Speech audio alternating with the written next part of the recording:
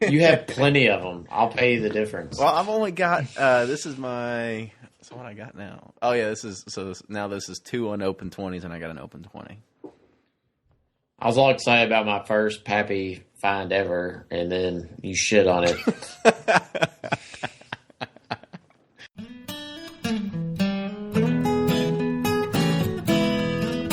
Bringing to you the best stories from icons in the bourbon industry, it's Bourbon Pursuit. Now here are your hosts, Ryan and Kenny. And we're back with another episode of the Bourbon Pursuit podcast. My name is Kenny, and as always, I've got my co-host Ryan. Ryan, how are we doing this evening? I'm feeling angry because today Pappy hit spring release here in Louisville, and I went to a liquor store, got a 12, and then you follow up and got a 20 right after me. Yeah. So I'm feeling frustrated. You know, it's funny because we put that on our Twitter feed, and we had one reply back that just said, you know, every year they always say, no, there's not going to be a spring release, and like clockwork, it always comes around. Yeah, that was my first Pappy find, so I was really pumped up and like, yes, I did it. And then you text me back later, haha, thanks, Ryan, for the lead. I got a 20, and I'm like, oh, man. But, yeah, I mean, that's, you know, we talked about in our first episode of the podcast of how we had these hunting parties, about how we have all these groups kind of come together to try to share information about, you know, where everybody should go. And Ryan gives us all a tip of where to go, and he's like, but they only have 10s and 12s. And I go in there because they know my face a little bit, and they're like, yeah, sure, what do you want? I guess I got to shop there a little bit more or something. It's all about the relationships, right? That's right. But no, I'm excited about today's talk here with Martha and learned a little bit about her relationship with Mr. Stagg, one of my favorites, you know, in the bourbon industry. So really excited to talk to her. Yeah, you were even saying that you're, what are you drinking on right now? I poured a Stagg Junior just for, you know, this show. I don't have a regular Stagg. Maybe Martha can help me out and become my friend, and we can share our resources. There you go. So with that, let's go ahead and introduce our guests. So today we have on Martha Carlin. So Martha isn't a master distiller or a tour guide at a distillery, and I want to let her go ahead and introduce herself. So Martha, welcome to the show. Thank you. You're right. I'm not a master distiller. I do ferment a few things like vegetables and that sort of, and have made some beer, but I've never tried to make whiskey. Well, I don't think you should. Last thing I read, I think it's illegal to try to do that. So. Well, yeah, we did look up how to do it though, and so I am George T Stagg's great granddaughter, and in 2002, when they bottled the first Stagg, they gave my mother a commemorative copper still. I don't know if it actually works. It's at my house, but I keep thinking maybe I should go get it, and we could try to figure out how to use it and try to see if it still works, and try to get some white dog out of there. He says it's just decorative, but I'm not sure about that. Well, yeah, Nice. you got to put it to try to see if it'll work, right? I mean, I think you just can't let these things sit on the shelves and look pretty. Yes, that's right. Well, it should be, you know, that shouldn't sit on the shelf, and I actually think the Stagg shouldn't sit on the shelf. Somebody who truly appreciates it should drink it, but Yeah, so one of the reasons that we contacted Martha to have her on the show today is because there was actually an article that came out on thebourbonbabe.com, and it was an article that talked about right now there's an auction going on, and it's for a gaggle of Stagg. So Martha, give us some information about what this auction's all about. So the auction is an annual fundraiser for my son's Jesuit high school to fund scholarships. About 35% of the boys who go to his school are on scholarship. And I have been collecting the Stagg really since it came out in 2002, although at that time we drank most of it every time we would get it because we didn't really realize how rare precious it was. Precious it was going to be. I'll tell you a terrible story. One time I put some in eggnog. Oh man, that's you know, great. you can always hindsight's always 20/20, right? Yeah, in those early years, you know, we didn't, and it wasn't that popular either. So my brother actually, I think it was the 2004 bottling. He was in, well, he still is. He has his own consulting business, and he bought a bunch of cases to give as gifts at Christmas time to all of his clients. So, anyway, between the two of us, we managed to have, not quite a full collection, but, we have assembled 11 bottles. So 2004 to 2014, a bottle from each year. I think I don't have it with me, but the 2005, which is the year where they had they had like a Series A and a Series B and then a fall. We don't have the one that everybody is really, really trying to find. I think that's a Series B. You know what? You got the name. I think everybody's trying to look for it anyway. I don't think it really matters what year you have. Right. Yeah. So anyway, we have 2004 through 2014, so 11 bottles that have been donated, and it's an online auction. The Regis Jesuit Lark High School 2015 auction, and you have to go to their it's not the most user-friendly website, but you go to the website and get a username and ID, and then if you go to the libations section, it's the number one item in the libations. And the bidding opened on April 9th, and it runs through April 19th. So we still have a few more days. If you have some money left over from paying your taxes tomorrow, you should get out there and bid, and then you can deduct it for next year.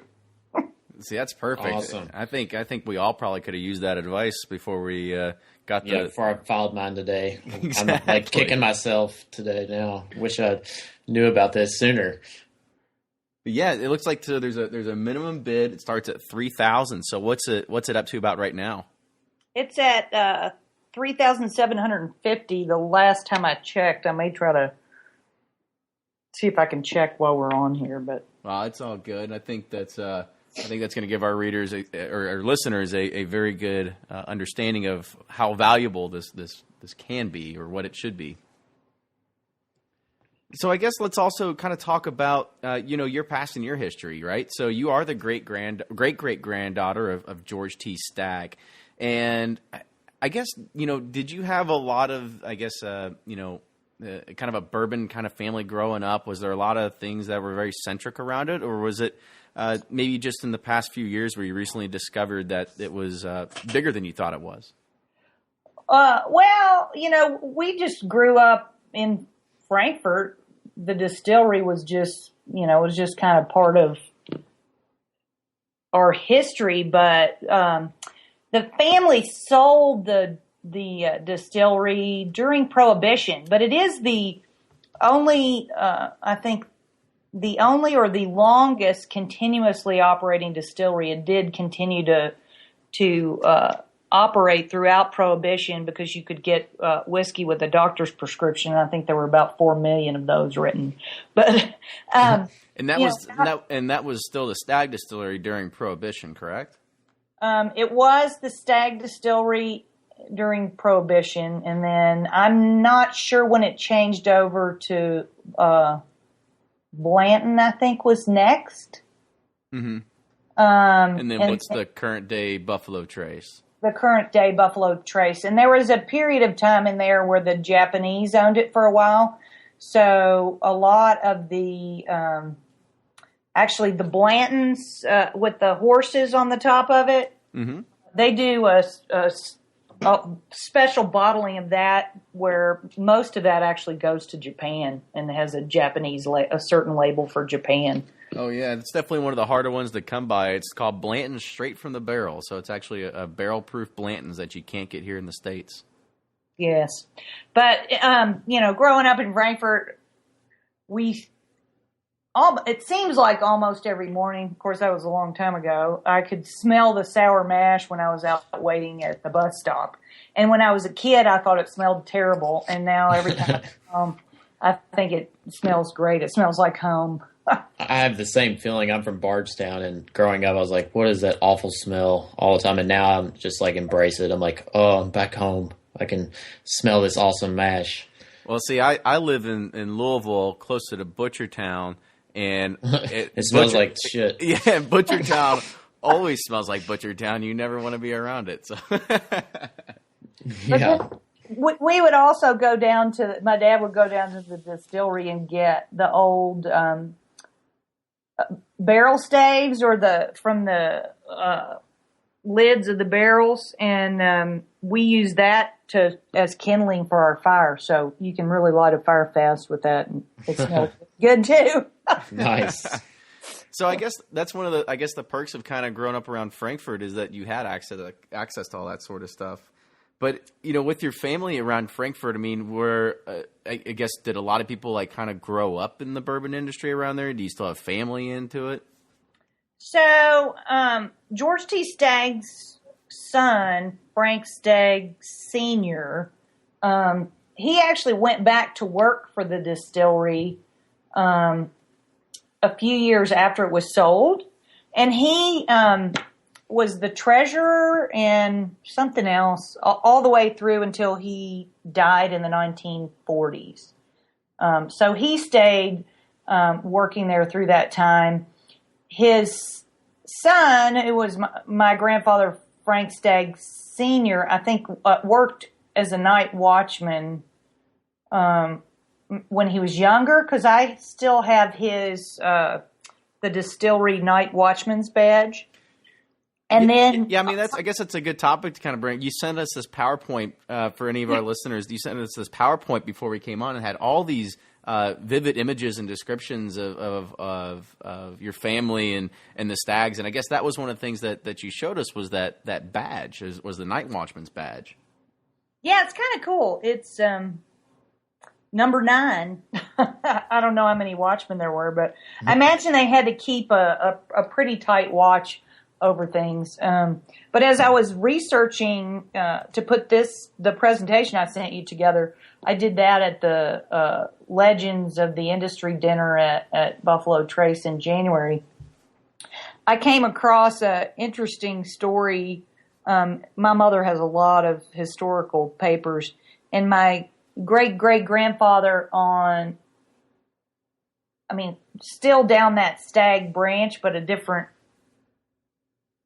part of it, or down my mother's side of the family. It had the records of a fire that happened in Frankfurt in a bonded warehouse, and they lost something like close to 4,000 barrels of whiskey, and my grandfather lost about 300 of those. And I think we figured out that in today's dollars, that would have been something like $500,000 back then. Oh yeah, my gosh. Mean, it's to think back then what it would cost, and now with inflation and especially the economy the way it is, yeah, it could definitely net that much. And then on my father's side, so he obviously wasn't a Stagg because it's my mother's side of the family, but we found out just by chance the local public TV was showing some old pictures.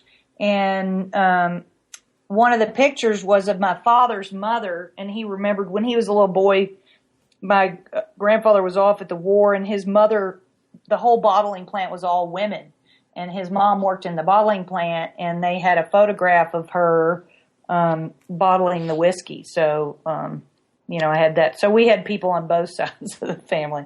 And then my cousin works there now, in the gift shop. So she's my mother's sister, so one of the other Stagg girls.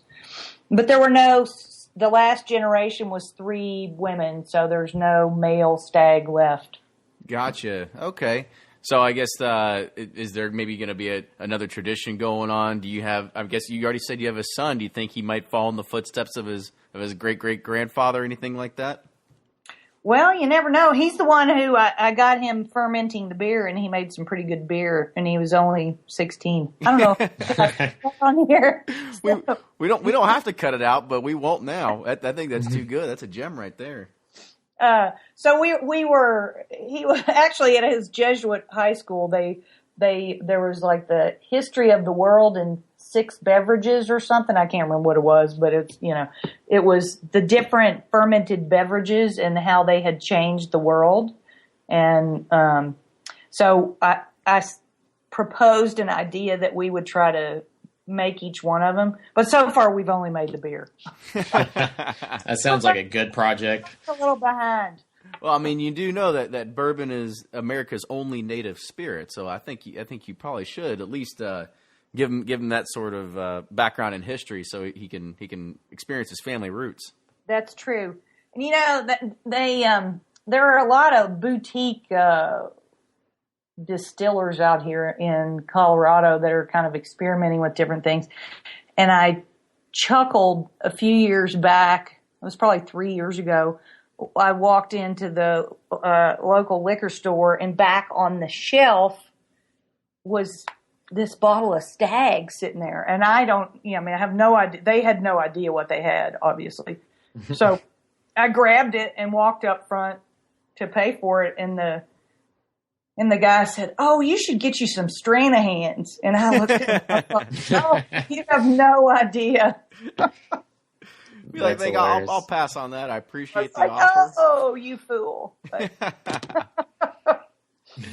So I guess do you have any memories of maybe your mother or your grandparents kind of ever telling some stories of George T. Stagg or anything like that?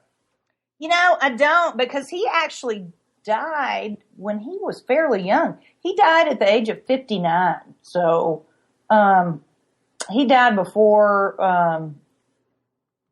my mother or any of her sisters were born. Now they remember his son, Frank Stagg, who ran the distillery till the 1940s, and they were, and they've told some stories about him. But well, how about some of those stories? Anything good that can come to the top of your mind? That just he was a really good. He was a close friend of the painter Paul Sawyier, and I don't know if you're familiar with him, but he's a local Kentucky artist.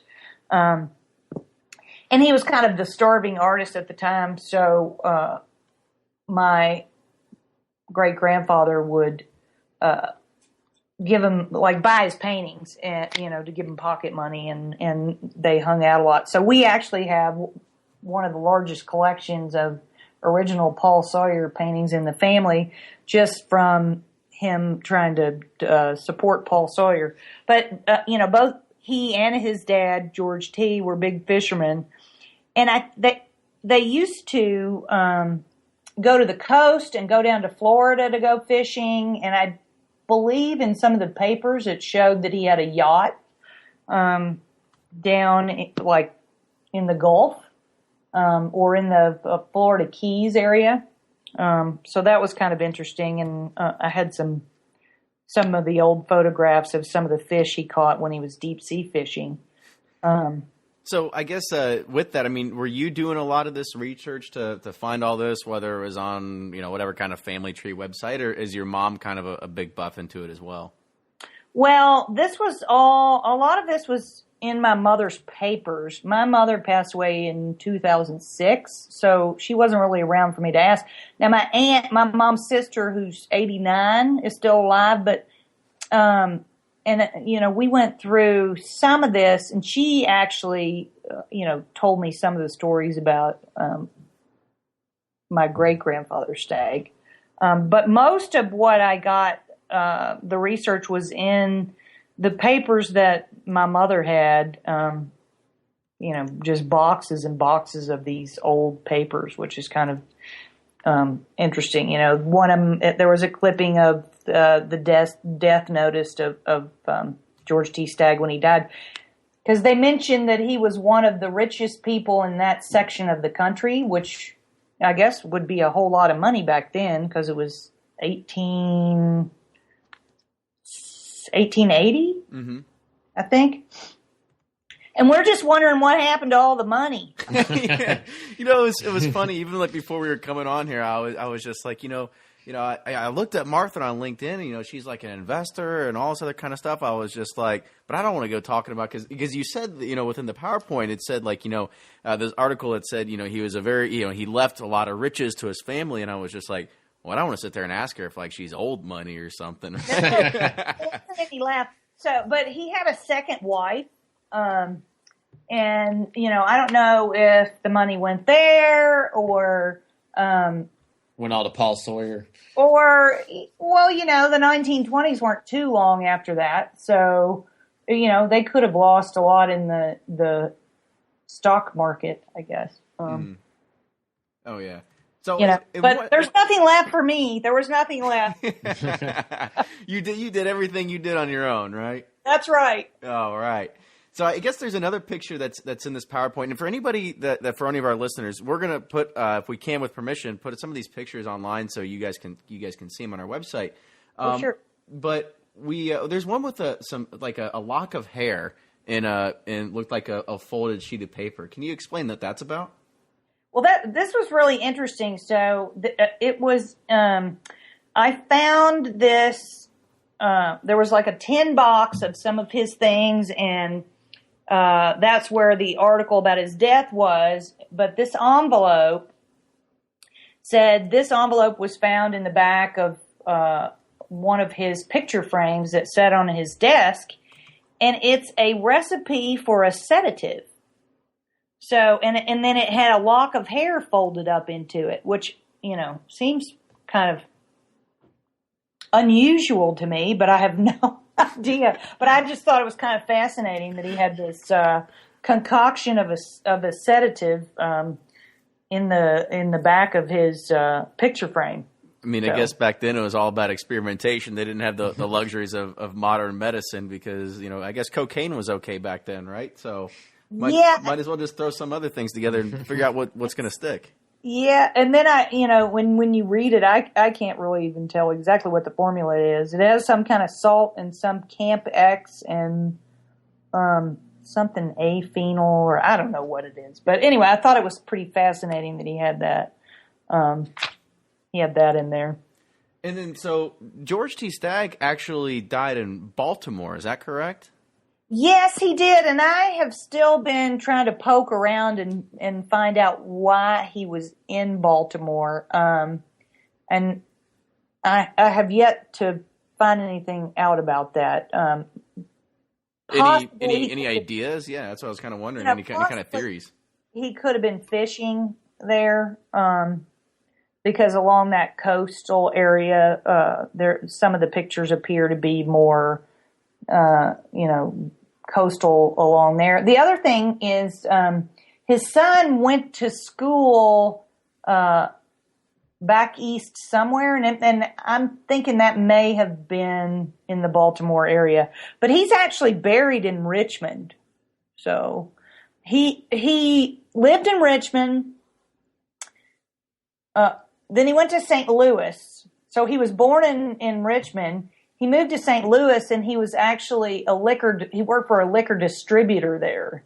And that's how he found out about the distillery, which was E.H. Taylor, I think. Mm-hmm. And then when Taylor put a bunch of money into the distillery and was having some trouble, he kind of swooped in and helped him out.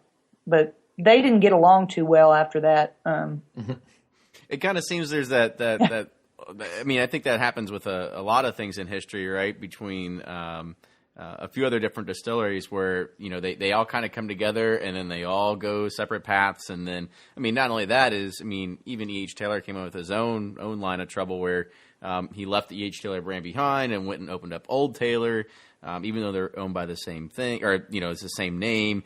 You've got Basil Hayden, and then you've actually got Old Grandad, and, the picture of Old Grandad is actually Basil Hayden on the label and stuff, right? So it's kind of funny to kind of see how these things went down in history.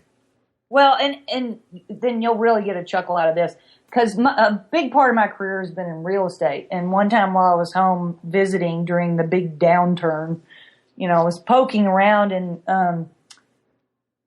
I don't even know how I ended up out the road where the old Taylor Distillery is. But then I found out that my cousin insured the building for the people who owned it, and they were using the warehouse wood for scrap, like they were selling it overseas for construction, the bricks and the wood out of there.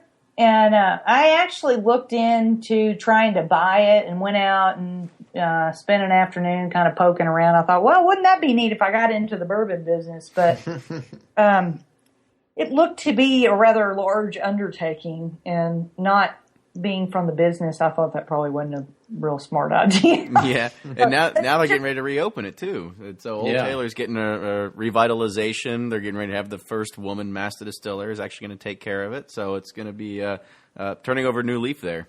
That's great. Yeah. So I'm looking at the sheet of paper in that PowerPoint you sent, and it's his notice. It says by Western Union Telegraph. It basically talking about, the father died this morning at 1:00. And was there any indication of like what the cause of death was to George or anything like that? Or is it just kind of no, and never going to know about? Well, I'm still trying to. I'm actually working with a researcher at Ancestry.com to try to pull the death record for that. I have a lot of that on, various people in the family because I've done a lot of the research, but I don't have his, so I don't know why. But 59 seems pretty young. Oh yeah.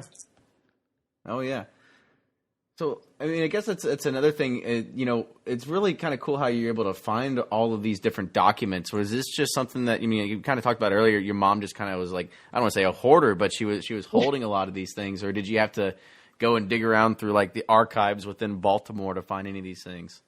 No, my family has been in Frankfurt they were some of the original people in Frankfurt. So there was always kind of a keeper of the papers, I guess. So from each generation, somebody kept all of the photographs and documents and diaries and cookbooks, and that just passed to my mother because her two sisters were not as interested in it, and my mother was very interested in genealogy and all the history and all of that, so she kept it and organized it by different branches of the family, because we also have a branch of the family that was a famous fishing reel maker that won 3 World's Fairs. So we have a lot of intelligent people in the family. I was about to say, you guys just bleed greatness then. Is that what it is? Or, we're tinkerers for sure. Well, so I guess, kind of wrapping up here, I guess how would you kind of summarize, if you could, in like in a few sentences, about your great-great-grandfather's life? We know that he was an avid fisherman, really into the whiskey industry. So anything that you kind of want to kind of close with? Well, just that, I think he was an adventurer and a bit of a pioneer, and a pretty astute businessman all across the board. I think his, the bourbon that they've made in tribute to him is pretty darn good stuff. And I would say, please go bid at the auction and, support a good cause, and you can write off your 11-year stash of Stagg. There you go. Hey, I'm all for that. So I guess one of the other things is, though, everybody's kind of getting to know George T. Stagg a little bit more and more, and these bottles are getting harder and harder to find. So, I guess the good thing is with you living in Colorado in the Denver area, hopefully it'll be a little bit easier to kind of get it, because around here in Kentucky, it's slim pickings. It ain't happening. It's interesting. So I had the distributor when they first started making it.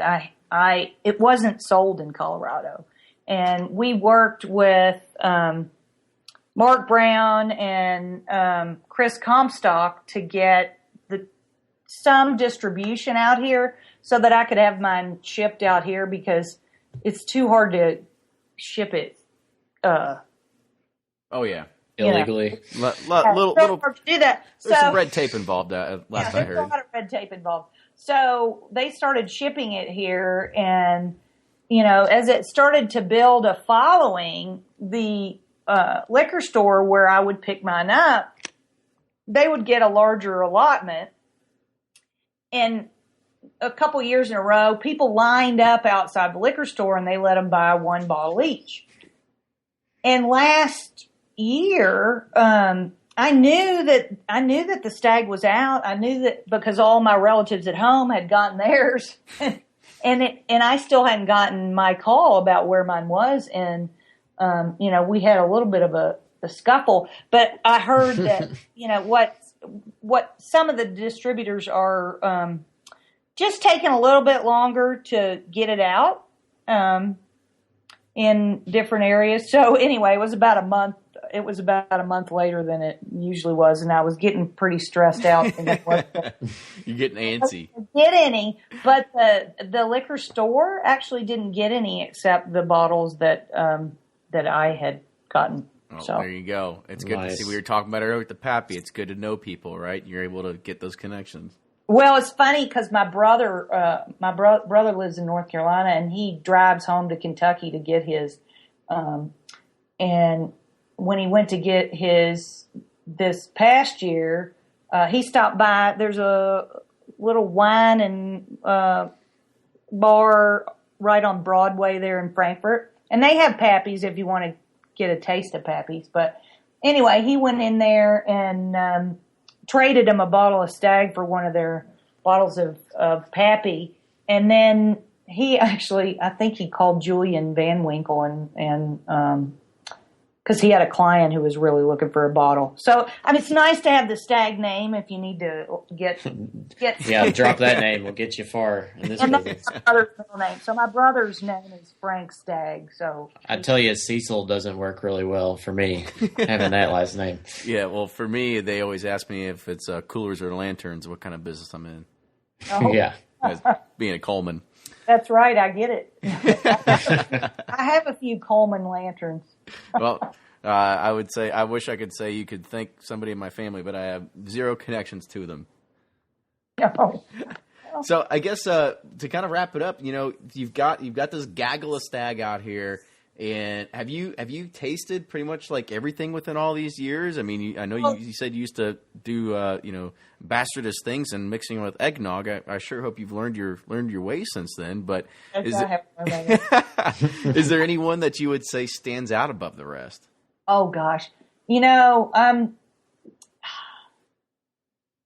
memory fades, because you drink the 2005 and then it's gone. So, it would be really nice though to have them all, 1, 2, 3, 4, 5, 6, 7, like to all compare. that stuff to compare. And that, it is nice when I go to the Legends dinner and they at least give you 2 or 3 years in a row, to see the differences, because they really do have, subtle differences, but you can definitely tell. But I can't off the top of my head tell you my favorite. That's all good. Didn't Harlan say like the 14 was one of the best ones? This recent one. Well, I know for a fact it's one of my favorites from this past year. That's for sure. Yeah. And do you both have a bottle of that? I do not. Kenny has, I think, some. I do not. I have Stagg Junior, but not a Stagg. I'm just a rookie. See, I don't know if I have an extra 2014. No, I have I have one bottle of 2013 in I'm not greedy, so I'll take whatever. So next time I'm home, maybe I can let you have a bottle of the 2013 that I've been hiding out in the basement of my aunt's house for somebody special who really appreciates it. Oh my gosh, that would be incredible. There you go. I'll take you to dinner on me, wherever you want, except Jeff Ruby's. He'll spray your lawn with chemicals too for free. Yeah, exactly. Well, so great. So I guess we're going to wrap it up here for anybody that has gone through this. We probably should have started at the beginning. If you've never heard of George T. Stagg, it's part of that Buffalo Trace Antique collection. It's an uncut, unfiltered bourbon. It's always usually almost close to 140 proof every single year. So it's a fantastic bourbon that always comes out in the fall, and it's definitely something everyone wants to get their hands on. So again, Martha, Carlin, we want to thank you for joining us today. It's been a pleasure talking to you, understanding the history of your family and George T. Stagg and kind of the impression that he's left on the bourbon community as a whole. Well, thank you for having me. Well, good deal. So if you like what you're hearing, you want to hear more, make sure you subscribe to us on iTunes. You can also follow us on Instagram and Twitter at Bourbon Pursuit, and you can also like us on Facebook. Yeah, thanks again, Martha. That was great hearing all the stories and stuff. And please call me as soon as you get here back home to Frankfurt. I will gladly come take you to dinner and meet you to get my stag. No, but anyways, yeah, appreciate you all listening. Any comments, feedback, suggestions? We're just looking to improve the show. Thanks for listening, and we'll see you next time.